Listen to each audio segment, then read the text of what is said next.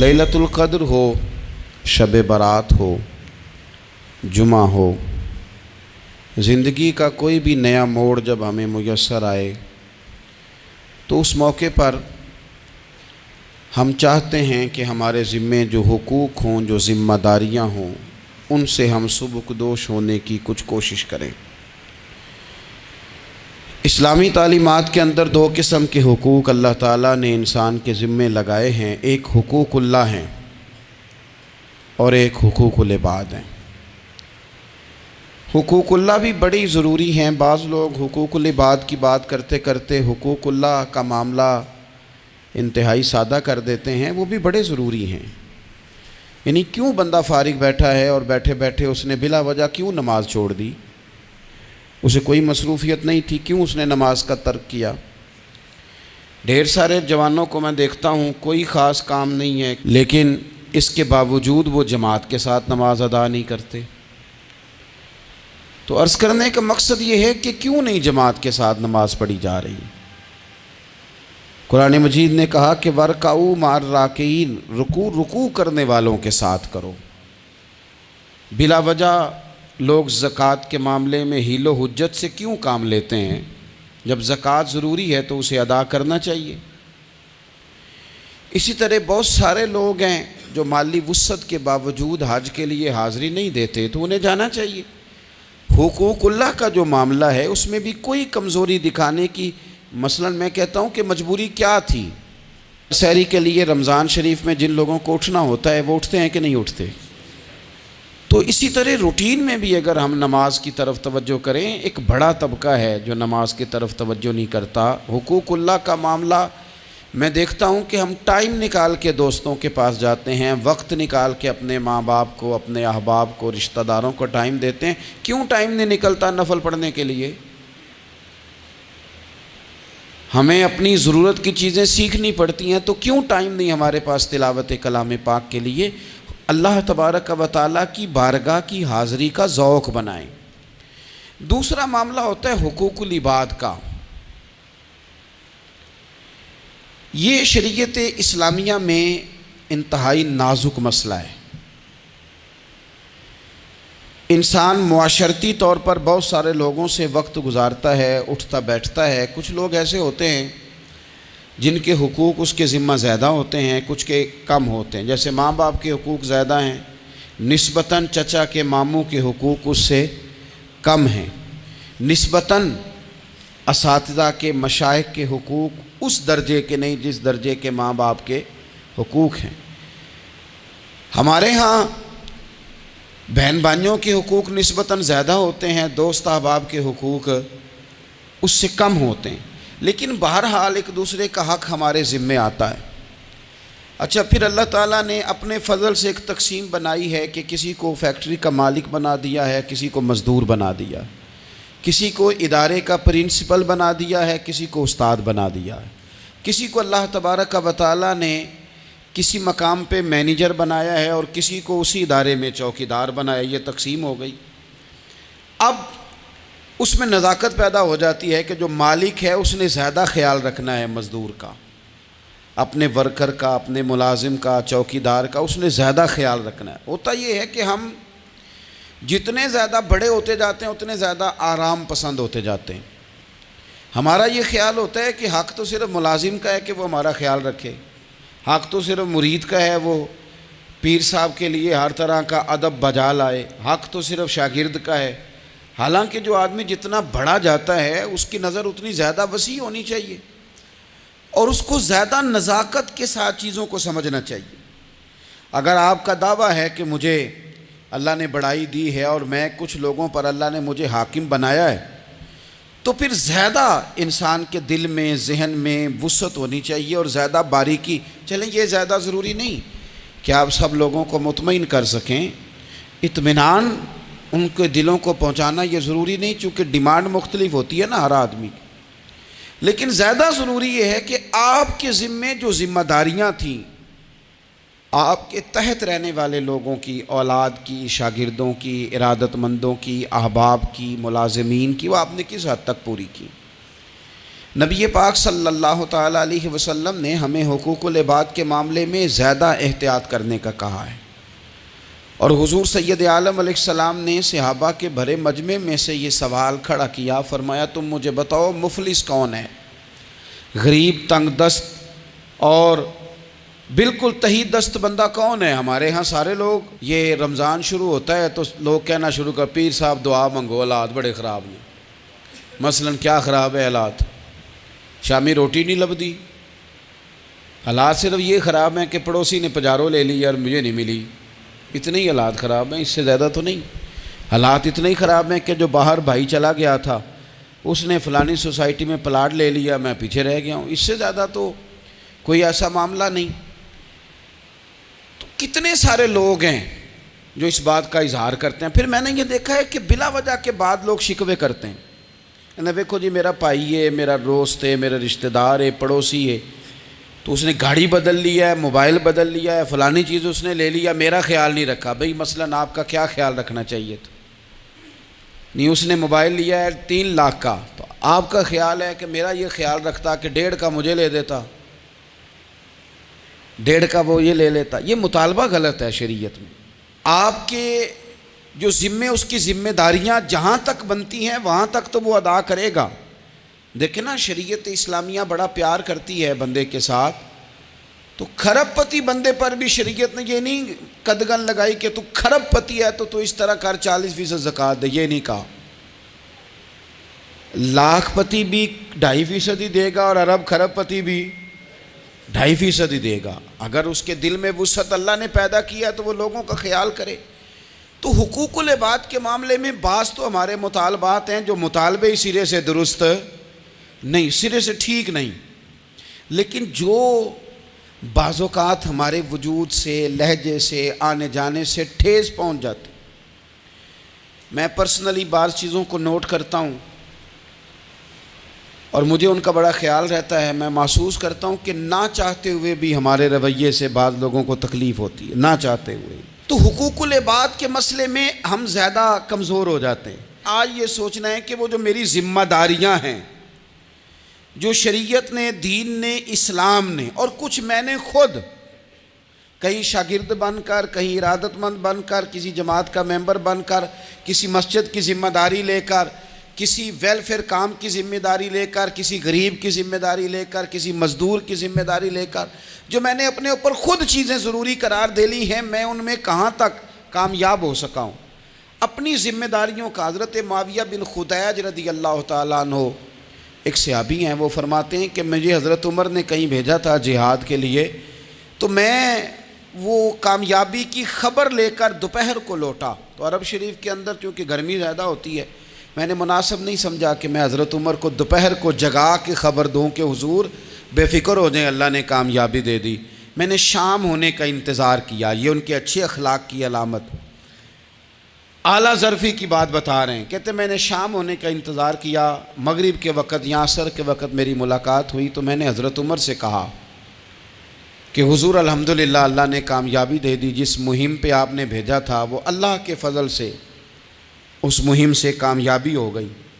تو حضرت عمر فرمانے لگے دیر سے کیوں آئے؟ مجھے تو امید تھی کہ تم سرے دوپہر آ جاؤ گے۔ میں نے کہا حضور میں دوپہر کو ہی گیا تھا، دوپہر کو ہی گیا تھا، پر سوچا کہ آپ آرام میں ہوں گے۔ کیا جواب ہے، اور کیا اس جواب کے اندر بہت سارے لوگوں کی ترجمانی ہے۔ حضرت عمر فرمانے لگے آرام کرتا تھا میں، پر وہ دور گزر گیا، اب تم دوپہر کی بات کرتے ہو، اب تو رات کو بھی کم ملتا ہے۔ وہ تھا ایک دور، اب جب اپنے ذمے خود ذمہ داریاں زیادہ لے لی، اب کیا پتا کہ کوئی کہاں سے چل پڑا ہے تجھے ملنے کو۔ وہ دور گزر گیا جب تو سوتا تھا، من چاہی زندگی بتاتا تھا، اب تو نے خود یہ فیصلہ کیا ہے، اب تو میں بھائی تم دوپہر کی بات کرتے ہو، میں تو رات کو بھی گشت کرتا ہوں کہ کوئی ضرورت مند تو نہیں، کوئی حاجت مند تو نہیں۔ تو جو ہمارے ذمہ داریاں ہیں ان میں نازک حد تک، امام بہقی روایت لائے ہیں، ایک صحابی تھے جو حضور کو ہنسایا کرتے تھے، حضور کو ہنساتے تھے، نبی پاک کو بڑے پیارے تھے۔ اس طرح کے بھی کچھ بندے ہونے چاہیے، اس طرح کے بھی کچھ بندے صحابہ کرام علیہم رضوان فرماتے ہیں جب حضور غم امت میں پریشان ہوتے تھے تو ہم منتظر ہوتے تھے کہ کبھی وہ ہنسانے والا آج آ جائے نا، دو چار باتیں ایسی کر جائے نا ہنسانے والی تو معاملہ ٹھیک ہو جائے۔ کچھ لوگ ایسے ہوتے ہیں جن کو دیکھ کے ہی چہرے پر تازگی آ جاتی ہے، مثل تعویذ ہوتے ہیں نا کچھ لوگ، وہ جب بھی ملتے ہیں شفا ہوتی ہے۔ تو یہ حضور کے پاس بیٹھے ہوئے تھے اور ہنسانے والی گفتگو کر رہے تھے، تو نبی پاک بھی ان سے باتیں کرنے لگے، تو بات کرتے کرتے نا حضور نے انگلی ان کی طرف بڑھائی تو ان کے وجود کو انگلی لگ گئی۔ ایک تو وہ روایت ہے نا کہ صفیں سیدھی کراتے وقت حضور تیر کے ساتھ صفیں سیدھی کرا رہے تھے تو ایک صحابی کے پیٹ پہ لگ گیا، انگلی لگ گئی۔ عجیب دیوانے ہیں، کہنے لگے آپ نے مجھے تکلیف دی ہے، معاذ اللہ، انگلی چبھو دی، میں نے تو بدلہ لینا ہے۔ ہمارے ہاں مسئلہ یہ بن گیا ہے کہ کوئی بڑا آدمی بھی اپنے آپ کو قانون کے حوالے نہیں کرتا۔ ملک سے لے کر امت مسلمہ کے کل مسائل تک ہمارے ملک کے اندر ہر بندہ اس کا مزاج ہوتا ہے کہ وہ اپنے آپ کو قانون سے بالا تر سمجھتا ہے، لائن میں لگنا لوگ پسند نہیں کرتے۔ یہ ایک بہت بڑا مسئلہ ہے۔ حضور صلی اللہ علیہ وسلم کی انگلی لگ گئی تو وہ کہنے لگے آپ نے تو مجھے تکلیف دی ہے، میں تو بدلہ لوں گا، تو حضور نے فرمایا لے لے بدلہ۔ اپنے آپ کو قانون کے حوالے بڑا آدمی جب کرتا ہے تو قانون کی عزت بڑھتی ہے، قانون کا وقار بڑھتا ہے، سوسائٹی کے اندر پھر طاقتور قانون ہو جاتا ہے۔ لیکن جب غریب آدمی کے لیے قانون اور ہو اور امیر کے لیے قانون اور ہو، تو اصل معاملہ تو قانون کی بالادستی کا ہے، آئین کی پاسداری کا ہے، اصولوں پہ کھڑے ہونے کا ہے۔ تو نبی پاک صلی اللہ تعالیٰ علیہ وسلم سے کہا کہ میں، حضور نے فرمایا لے لو بدلہ، یہ حقوق العباد کی نزاکت عرض کر رہا ہوں، لے لو بدلہ۔ انہوں نے کہا جی پیٹ سے کپڑا ہٹائیے، تو حضور نے پیٹ سے کپڑا ہٹا دیا۔ تو بڑے دیوانے آدمی تھے، انہوں نے امت کو بتانا تھا کہ کچھ اس طرح کے رنگ بھی ہوتے ہیں محبت کرنے کے لیے، الٹی ہی چال چلتے ہیں دیوانگانے عشق، آنکھوں کو بند کرتے ہیں دیدار کے لیے۔ اس طرح بھی کبھی کبھی ہوتا ہے۔ کپڑا حضور نے ہٹایا تو انہوں نے نبی پاک کے جسم نور کو چومنا شروع کر دیا، کہنے لگے دن بڑے ہو گئے تھے، موقع نہیں کو بن رہا تھا، تو چلو یہ ایک موقع ملا ہے، حضور آپ کو کسی کے ساتھ زیادتی کر سکتے ہیں، تو میں تو موقع تلاش کر رہا تھا۔ اور میرے بھائی نماز کا بھی موقع تلاش کرتے تھے صحابہ، جہاد کا بھی موقع ڈھونڈتے تھے، پر محبوب سے محبت کا بھی موقع ڈھونڈتے تھے۔ کبھی کبھی نا محبت کا بھی تو موقع نرے خشک نہیں نہ ہو جانا چاہیے۔ نہ علماں وچ پھسا سانو تو یار دی گل سنا سانو، اوتھے علم دا سکہ نہیں چلدا جتھے عشق ہوراں دا ڈیرا ہے۔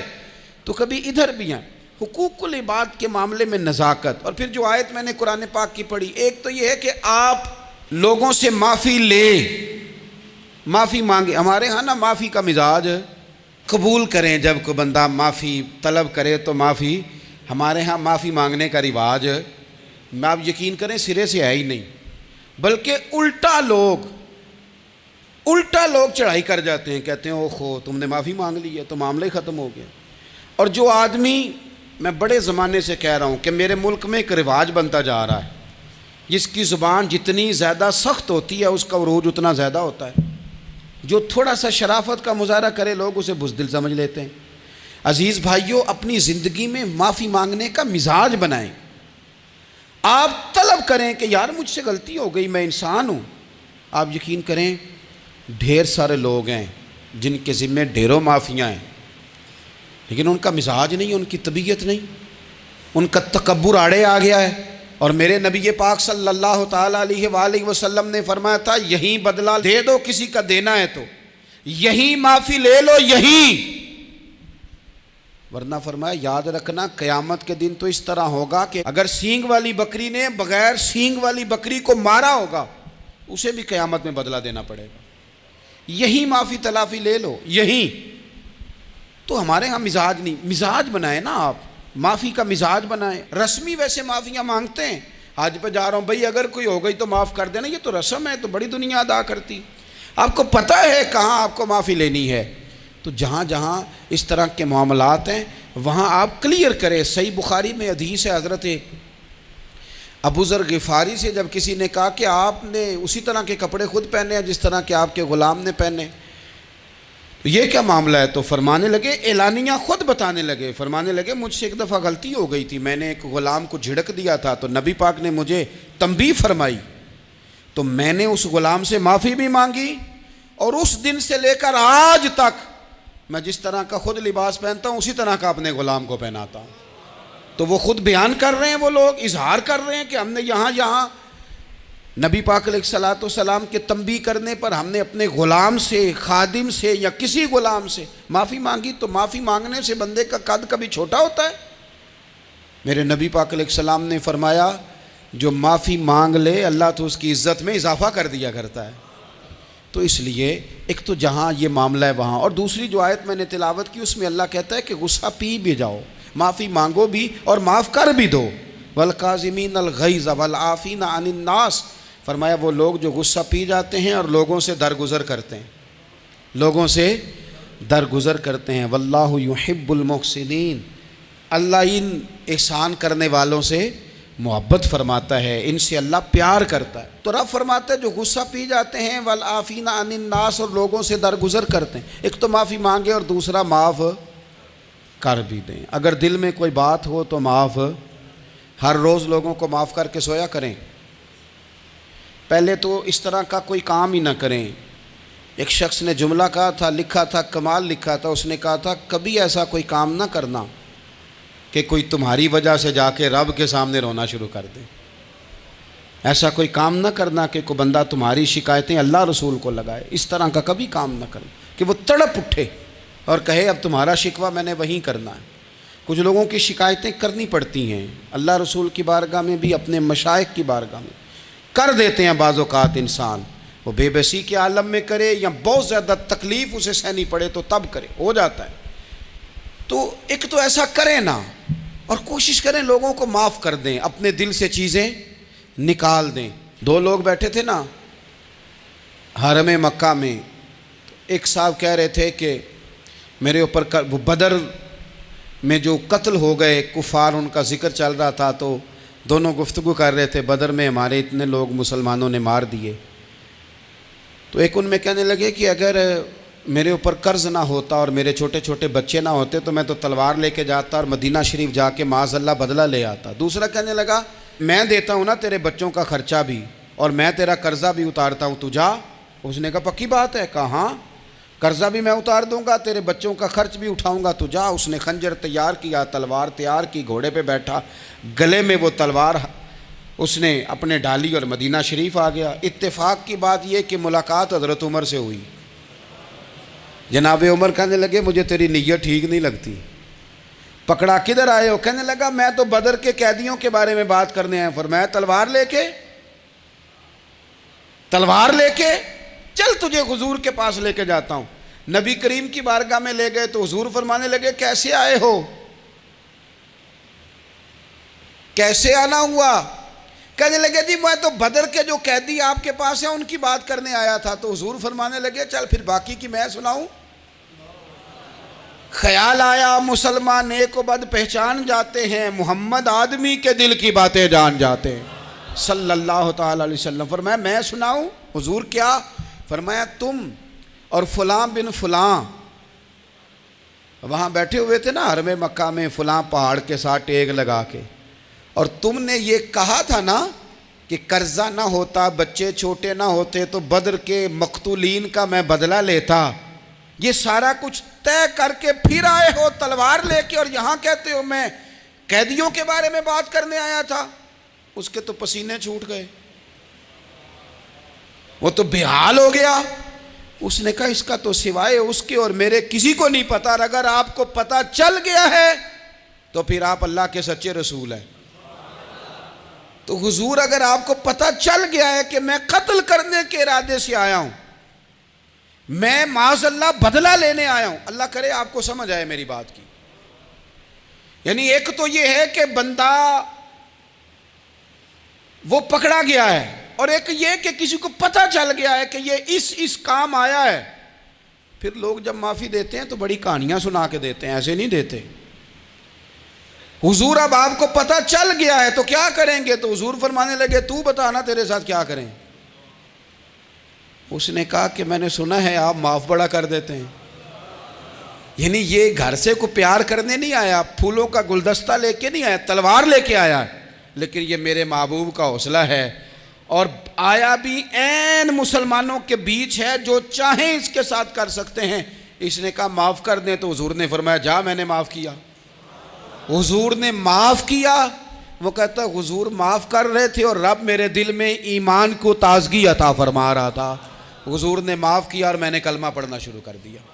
ہم معافی نہیں دیتے، کبھی کبھی صلح تو کر لیتے ہیں، صلح ہو جاتی ہے، پنچایت میں صلح ہو گئی، پھر لڑائی ہوئی، پھر بات شروع سے شروع ہو گئی، کیونکہ ہم نے معافی، پھر وہ بات شروع ہو گئی 1955 سے، تو وہ بھی آکھیا سی، تو اے بھی کیتا سی، وہ بننے والی گل یاد ہی، او بس کر یار، کچھ بھولیں بھی تو۔ بچے پتہ کیوں خوش رہتے ہیں؟ آپ کو پتہ ہے بچے کیوں خوش رہتے ہیں؟ بچوں کو بات بھول جاتی ہے، اس لیے بچے، اماں نے ادھر 2 تھپڑ مارے 3-4 منٹ پہلے، اور اگلے 5 منٹ میں اماں نے پھر ماتھے کا بوسہ لیا تو بھول گئی بات۔ اللہ کرے کوئی تھوڑے تھوڑے بچے بھی بن جائیں۔ یہ جو بہتے سیانے ہیں نا، ان کا بھی اللہ ہی حافظ ہے، عقل زیادہ آ گئی ہے نا۔ اس لیے اقبال جیسے لوگوں نے کہا تھا خرد کی گتھیاں سلجھا چکا ہوں، یا رب مجھے صاحب جنوں کر دے، صاحب جنوں کر دے، صاحب اللہ کوئی تھوڑا سا مجھے مجنون بھی بنا۔ یہ زیادہ عقل تو کسی کام کی رہی نہیں، پاگل کر دی، پاگل کر دی۔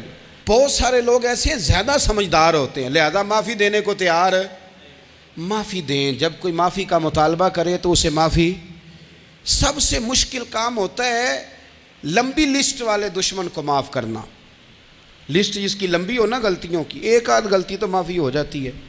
کچھ لوگوں کی لسٹ بھی بڑے، کچھ عادی مجرم بھی ہوتے ہیں، لسٹ لمبی ہوتی ہے، ان کو معافی دینا بھی تھوڑا سا مشکل ہوتا ہے۔ لیکن کمال بھی یہ ہے کہ جس کی لسٹ لمبی ہو اسے یک جنبش قلم بندہ معاف کر دے، کو چھٹی ہو گئی، جا تجھے معاف کیا۔ اور یہ ہمیں کیوں کرنا چاہیے کہ میرا رب بھی ایسے کرتا ہے، میرا رب بھی ایسے، وہ گنواتا تو نہیں نا، یہ بھی کیا، یہ بھی کیا، یہ بھی کیا۔ حضور فرماتے ہیں، ذرا سننا حدیث، حضور فرماتے ہیں کچھ لوگوں پہ اللہ کرم کی چادر ڈال کے نا قیامت والے دن، یہاں بھی اس نے پردہ رکھا تھا تو وہاں بھی کرم کی چادر ان پہ ڈلے گی، تو اللہ فرمائے گا یہ گناہ کیے تو چھوٹے چھوٹے گناہ اس کے گنوائے جائیں گے، یہ اب وہ ڈرے گا، چونکہ پتہ تے سارا ہے نا سردار نو کیتیاں دا، اب وہ ڈرے گا، چھوٹے چھوٹے گناہ اس کے گنو، تو اس کا خیال ہے بڑے بڑے بھی نہ سامنے آ جائیں، چھوٹی چھوٹی غلطیاں اس کی گنوائی جا رہی ہیں، جو ڈر رہا ہے، کانپ رہا ہے۔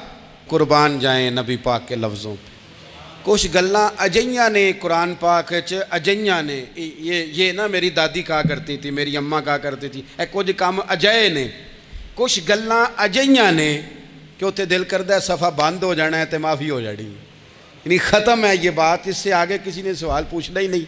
چھوٹے چھوٹے گناہوں کا اللہ تذکرہ فرمائیں، یہ کیا یہ کیا یہ کیا، یا اللہ ہو گیا۔ اب بندہ ڈر رہا ہے کہ بڑے بڑے بھی سامنے آ جائیں گے، لیکن چھوٹے گناہوں پہ ہی فل سٹاپ لگا کے نا، تو رب فرمائے گا یہ جو تیرے گناہ ہیں نا، اس کے بدلے تجھے نیکیاں دی جا رہی ہیں، تو نے سچی توبہ کی تھی تو ان گناہوں کو بدل کے نیکیاں بنایا جا رہی ہیں۔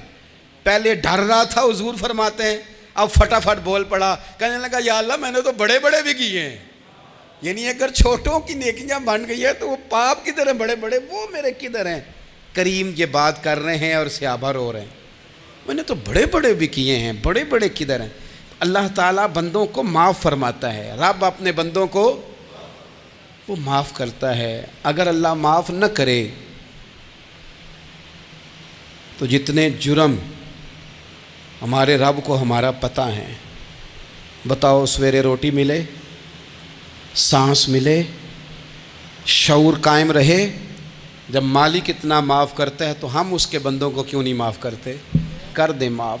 پکے لوگ کھڑے تھے، پکے دشمن کھڑے تھے فتح مکہ کے دن حضور کے سامنے، اور کچھ لوگ ایسے ہوتے ہیں جن سے امید نہیں ہوتی اپنے ہوتے ہیں کہ یہ والا جملہ، اور بندہ کہتا ہے یار تجھے تو نہیں نہ کہنا چاہیے تھا، کوئی اور کہتا مجھے. کہتے ہیں یہ نہ سمجھیں کہ لوگ کہتے نہیں، کہنے والے. یہ بات ہی آپ چھوڑ دیں کہ کوئی آپ کو کچھ کہے گا نہیں، یہ چھوڑ دیں.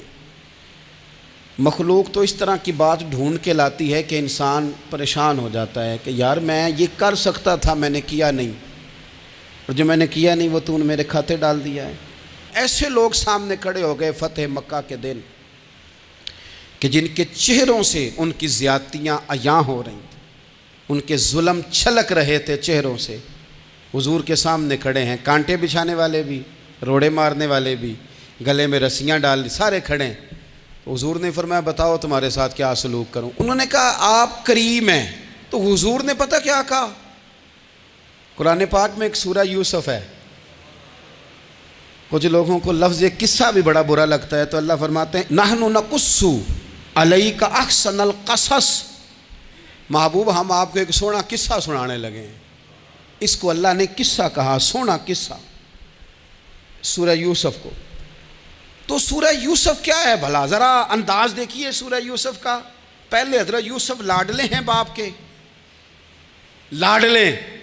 پھر اسی جناب یوسف کے منہ پہ تماچے ہیں. پھر وہی جناب یوسف کنویں میں ہیں. پھر کنویں سے بچ گئے. کنویں میں گرا بھی بندہ کبھی بچتا ہے؟ بچ گئے. اللہ کی شان ہو تو بچ جاتا ہے. بچ گئے. فرماتے ہیں میں نے سمجھا بچ گیا ہوں. جب بچ گیا تو بڑی تکلیف ہوئی. بھائیوں نے کہا ہمارا غلام ہے، ہم نے بیچنا ہے. سگے بھائیوں نے بیچا، جو باپ کی طرف سے سگے تھے بیچا. فرماتے ہیں میں بکا. اب بڑا پریشان تھا کہ یار کبھی آپ غور کریں نا، کسی کا ریٹ لگ جائے. فرماتے ہیں اب بڑا پریشان تھا، اور جب میں مصر میں گیا تو میں کونے میں کھڑا ہوں اور لوگ مجھے خرید رہے ہیں. محبت میں یہ قصہ سنانا تو آسان ہے کہ بی بی اٹی لے کے آ گئی تھی، پر جو بیکرا ہے اس کا بھی تو حال دیکھو نا کیا ہے، اس کا ریٹ لگ رہا ہے. یہ بھی تو بڑی. اور جناب یوسف کہتے ہیں پھر عزیز مصر نے خرید لیا تو بادشاہ کے گھر گیا تو کچھ سکھ کا سانس آیا. یہ حضرت یوسف ہیں، یہ لاڈلے ہیں. فرماتے ہیں سکھ کا سانس لیا ہی تھا کہ جناب زلیخا نے الزام لگایا. اور وہ غلطی معاذ اللہ جس کا تصور بھی نہیں، اس کی پاداش میں سالوں جیل کاٹا. لیکن خدا کی حکمت ہے نا، اللہ کا کرم ہے نا، جس ملک کے وہ قیدی تھے رب نے اسی ملک کا حکمران بھی بنا دیا. یہ اللہ کی حکمت ہے نا، تقاضے ہیں نا. صبح کے تخت نشین شام کے مجرم ٹھہرے، ہم نے پل بھر میں نصیبوں کو بدلتے دیکھا. وہ جو چاہے جب چاہے کر دے. تو جب وہی بھائی مجبور ہو کر سوالی بن کر سامنے آئے ہیں، پتہ کیا ہوتا ہے؟ بندہ معاف کر دیتا ہے. بہت سارے لوگ معاف کرتے ہیں، پر کہانیاں سنا کے پتہ جے نا ادوں کی آکھیا ساجے، پتہ جے نا ادوں کی کیتا ساجے، پھر پتہ جے نا تسی اے بھی آندے سو. یہ ساری کہانیاں سنا کے.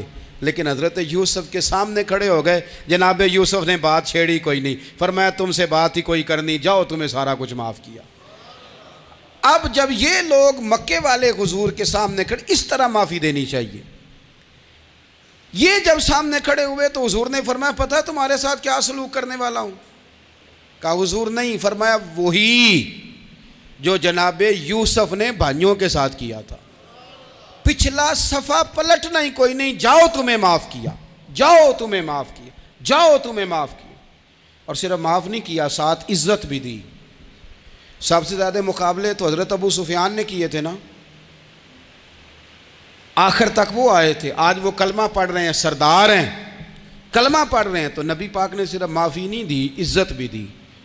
فرمایا جناب ابو سفیان چونکہ اب مسلمان ہو گئے ہیں، میں سب کو معاف کرتا ہوں. جو اپنا اندر سے دروازہ بند کر لے اسے بھی معاف کرتا ہوں، اور جو ابو سفیان کی حویلی میں آ جائے اسے بھی معاف کر دوں گا. تو ابو سفیان وہ کہتے ہیں میں حیران ہی ہو گیا کہ اتنی بڑی بات، معافی بھی دی اور ساتھ عزت بھی دی. تو آج جو سبق آپ کی خدمت میں نے عرض کیا ہے، اس کو آپ امید ہے یاد رکھیں گے. ایک تو یہ کہ معافی مانگ لیں. اگر کسی جگہ ہمارا معافی مانگنا اگر ہم سمجھتے ہیں، ہمارا دل ضمیر گواہی دیتا ہے کہ مجھے معافی مانگنی چاہیے، تو معافی مانگیں. اور دوسرا پھر معافی دیں بھی، اور معافی دیں، سیاسی صلح نہ کریں. معافی دیں تو پھر واقعہ ہی دیں، دل سے دیں۔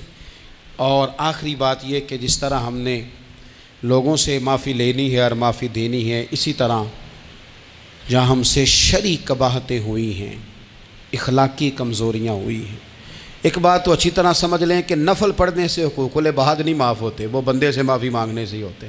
ساری رات کو بندہ تسبیح پڑھے اور کہے کہ میں نے اماں کی نافرمانی کیا تو معافی ہو جائے گی، نہیں، وہ اماں ہی معاف کرے گی تو معافی ہوگی، وہ ابا ہی معاف کرے گا تو پھر ہی معافی ہوگی۔ تو جو جہاں شریعت کی مخالفت کی ہے وہاں بھی معافی مانگیں، اللہ کے حضور گڑ گڑائیں، توبہ کریں، اور توبہ بدل جانے والی کریں، تبدیل ہو جانے والی توبہ کریں۔ معافی مانگ بھی لے، معافی دے بھی دیں، اور آپ سے یہ بھی گزارش کروں گا کہ جہاں اللہ رسول کی ہم سے نافرمانی ہوئی ہے وہاں تنہائی میں 2 نفل پڑھ کے تنہائی میں اللہ تعالیٰ سے بھی معافی کے خواستگار ہوں۔ یاد رکھیں جب اس کی خفیہ تدبیر آ گئی تو پھر معافی کا وقت ہو سکتا ہے خدا نہ کرے ہمیں نہ مل سکے، تو اب وقت ہے، خوب استغفار کریں، خوب معافی مانگیں۔ اللہ تعالیٰ آپ کو اور مجھے عمل کی توفیق عطا فرمائے۔